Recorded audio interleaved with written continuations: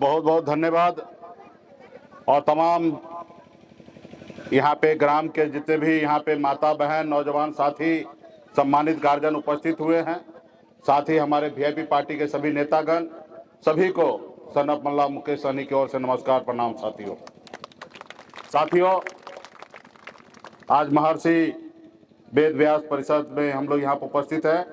मंदिर का शिलान्यास हो रहा है और निश्चित तौर पे महर्षि वेद व्यास जी के कुल से हम लोग आते हैं और इस मंदिर में हम चाहेंगे कि हमारे तरफ से भी सहयोग हो। तो पार्टी कमेटी के द्वारा 51,000 रुपये का सहयोग राशि हम लोग भी इस मंदिर भव्य बने आपके ग्राम में, इसके लिए हम लोग आप लोग को उपलब्ध करा देंगे। साथियों, अभी जैसे हमें जानकारी प्राप्त हुआ है कि इस गांव में यहाँ पे आने के लिए रास्ता का दिक्कत है, जिसके कारण आप लोगों ने कहा है कि रोड नहीं तो वोट नहीं। निश्चित तौर पे अपने अधिकार के लिए लड़ाई लड़ना चाहिए और हम ठहरे नेता और नेता से आप एक उम्मीद कर सकते हैं। तो निश्चित तौर पे जो आपके गांव का समस्या है रोड का, हम डीएम साहब से बात करेंगे। आपके जनप्रतिनिधि हैं, चाहे वह सांसद महोदय हैं या विधायक हैं, इनसे हम संपर्क करके बात करेंगे और हम उम्मीद करते हैं कि वो जल्द से जल्द आपके गांव में रोड बना देंगे। साथियों,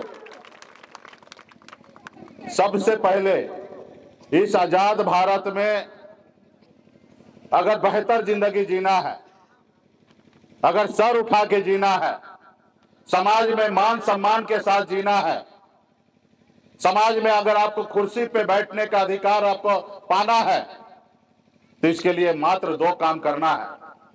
एक, आप 1 रोटी कम खाइए, लेकिन अपने बच्चे को पढ़ा लिखा के काबिल बनाइए, शिक्षित बनाइए। जब तक आपका समाज, आपके बच्चे पढ़ेंगे लिखेंगे नहीं, तब तक आपका समाज आगे नहीं बढ़ेगा। इसलिए जरूरी है कि अपने बच्चे को ज्ञान दीजिए, शिक्षा दीजिए, ताकि वो अपने सर उठा के पूरे हिंदुस्तान में कहीं पे भी होगा सर उठा के जिंदगी जिएंगे। साथियों, आज महर्षि वेद व्यास जी का हम मंदिर का शिलान्यास कर रहे हैं।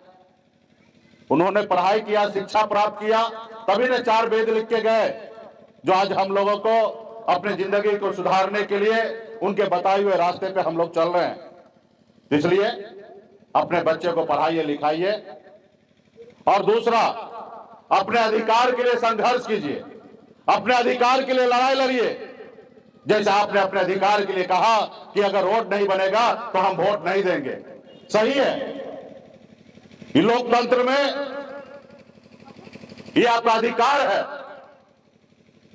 आजादी से पहले राजा होता था, महाराजा होता था, राजा का बेटा ही राजा बनता था, रानी के कोख से बच्चा जो जन्म लेता था वही राजा बनता था। लेकिन हमारे पूर्वज ने लड़ाई लड़ा, सैकड़ों साल लड़ाई लड़ा, अंग्रेज को मार के भगाया और इस देश को आजाद कराया। और इस देश आजादी के बाद बाबा साहब भीमराव अंबेडकर ने एक संविधान बना के हमें दिया। वो संविधान में हमें एक ताकत दिया, ऐसी ताकत दी, उन्होंने कहा कि अब राजा का बेटा राजा नहीं बनेगा, रानी के कोख से बच्चा जन्म लेगा वो राजा नहीं बनेगा। अभी राजा इस देश का वो बनेगा जिसके पास वोट होगा, वही व्यक्ति राजा होगा। चाहे वो निषाद का बेटा हो या मुसहर का बेटा हो या गरीब किसान का बेटा हो या मजदूर का बेटा हो, जिसके पास वोट होगा वही व्यक्ति राज्य का मुख्यमंत्री और देश का प्रधानमंत्री बनेगा। और इस समाज में हर तरह का समस्या को दूर करने के लिए अभी सरकार है।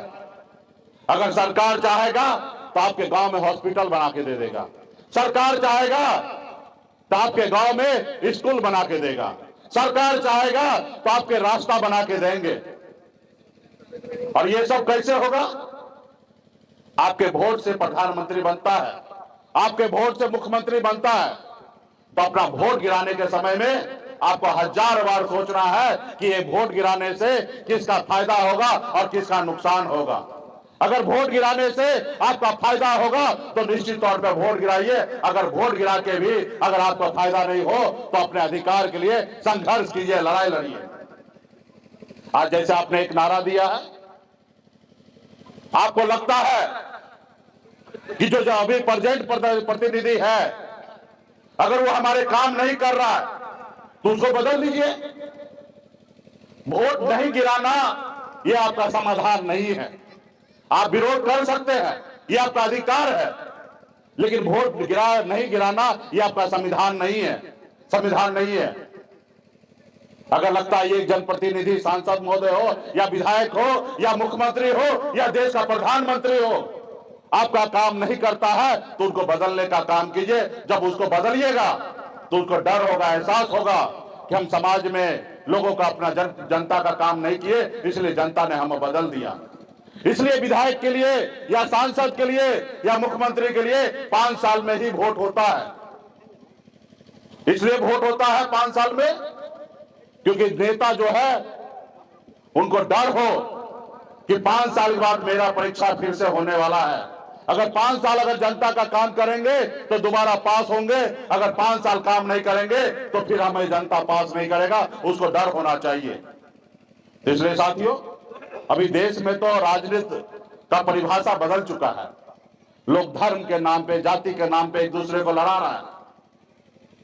जो उनको मुख्य काम है वो नहीं करेंगे, दूसरे काम में आपको उलझाएंगे। किसान का आय दुगना करना है, उसके ऊपर कोई चर्चा नहीं होगा।